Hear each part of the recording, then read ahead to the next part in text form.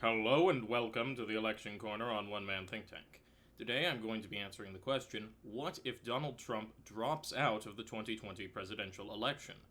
While this may initially sound a bit fanciful, I would agree with you on that, but it is a question we need to ask ourselves. Donald Trump's solution to his problems has historically been running away, and there's no better way to run away from losing a potential presidential election, or potentially losing a presidential election, than by dropping out. It means you can't lose, and you can claim you left on your own terms, having won once. This would leave us with a Joe Biden versus Mike Pence race. And weirdly enough, this election will clearly be decided by the vice presidents. Now, Mike Pence in his last minute would most likely choose your kind of generic Republican governor. I'm thinking maybe a Rick Perry or someone like that. Someone who's white, male, and genuinely seems approachable as long as you don't look into their internet history. The Democrats, on the other hand, would probably swing for someone either vastly more progressive or vastly more younger than Joe Biden. One of the two. I could see a Kamala Harris, I could see an Elizabeth Warren, I could see Stacey Abrams, Tammy Duckworth keeps coming up in conversation. All of these people are potentials. But use those generic guidelines when I'm going into this, because I'll refer to it as Biden and Pence, but that doesn't necessarily mean I should just consider that. Now, seeing how it's a fresh election, any state could potentially be a safe state, any state could potentially be up for grabs. But Joe Biden's going to have a clear advantage here, and I'm going to start off by giving you some of his safe seats to show you why. He's got the security of the West Coast and Hawaii, as well as much of the Northeast. He's still winning all of these states, including basically all of New England, Maine, except for the 2nd District, Illinois, Michigan, and Minnesota are all guaranteed wins for him, already putting him at 208 votes, 211 after you add D.C. This is a great place to start, and that's even factoring in skipped over the midst of New Mexico and Colorado, leaving Joe with 225 seats. Great place to start out if you are running in.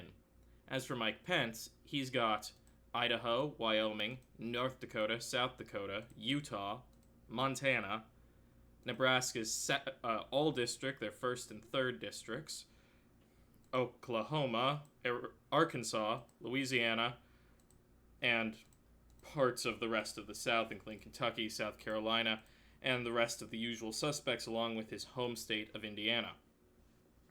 Here's where things will get interesting, though. This election is not going to be decided by voter turnout as much as voter dropout.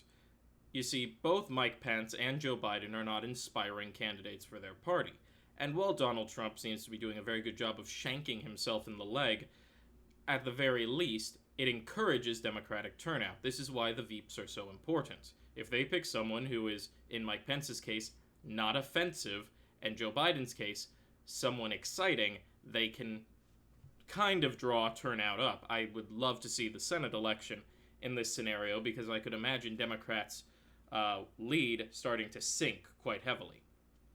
But let's get into it state by state. Nevada is going to be a likely Democratic seat.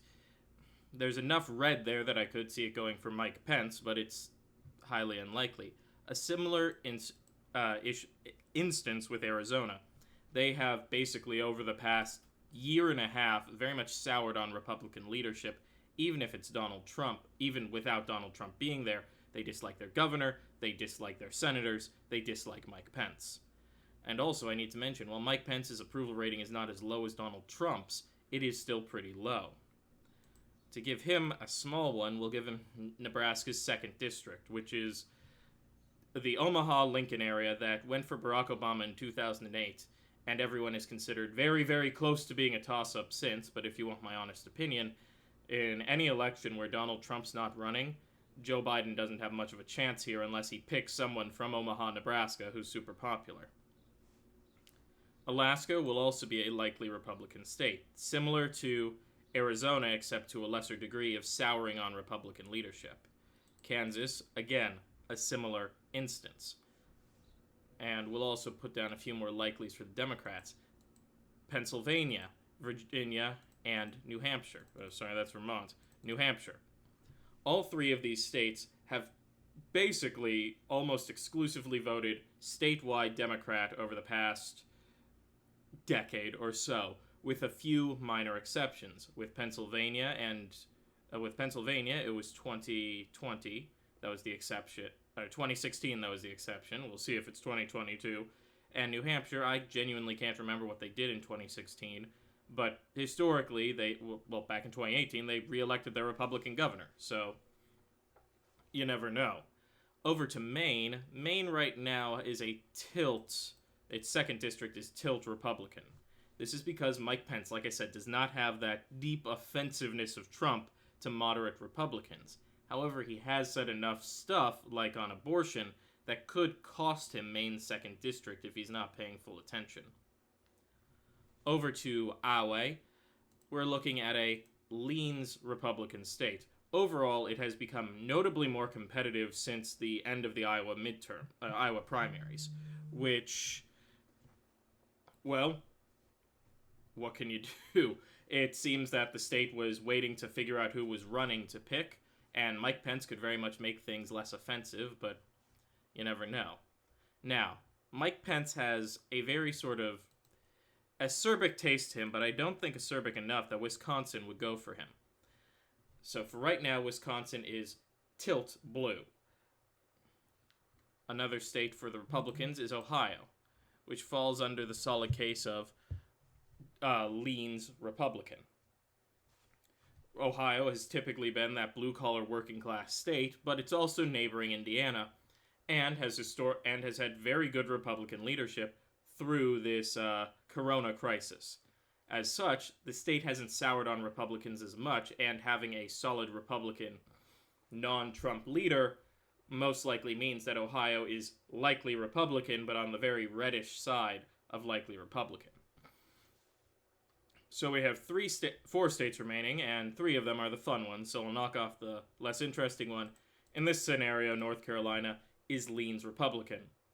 Opposition to Donald Trump seems to be fueling the state's transition from purple to blue, but once you remove him, that fuel's gone, and the support for the Democrats will most likely collapse, sans the governor's race, meaning you'll get a bunch of close elections where the Republicans win, a la Florida.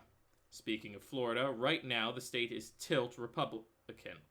This is because Joe Biden is polling incredibly well there against Trump. That doesn't mean he's going to poll well against Mike Pence, like I said.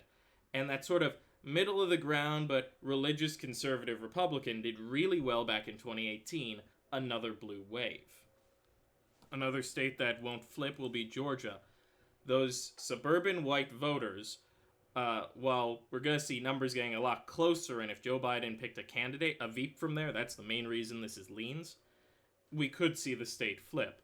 But right now you have Mike Pence, who comes across as, like I said, if you don't pay attention, a very vanilla Republican candidate with some zealous ties to the evangelicals, which, you know what, suburban white Republicans are willing to look past, and have in the past.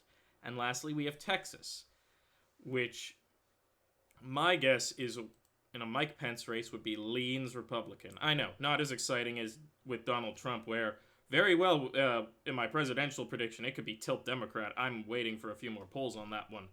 But in all seriousness, we're talking about a Texas which is going to be purple by 2028.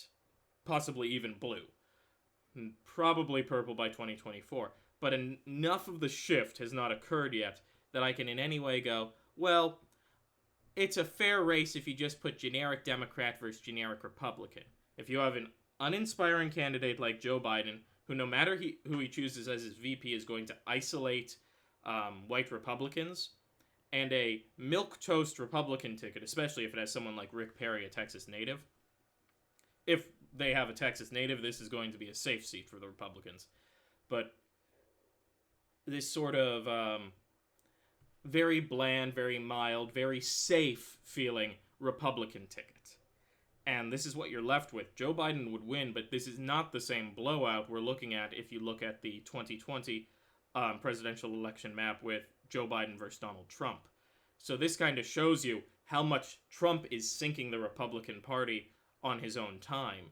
We're still seeing a very starkly divided country, but Republicans are winning back states like Iowa, kind of Wisconsin. Like I said, they haven't won Wisconsin, but Georgia, Florida, Texas, North Carolina, all are looking a hell of a lot safer than they would be under a Republican, under the current Republican administration. With that being said, if you liked the video, please leave a like and a comment down below. If you want to see more from the channel, click the subscribe button and the notification bell. Otherwise, as always, have a wonderful day.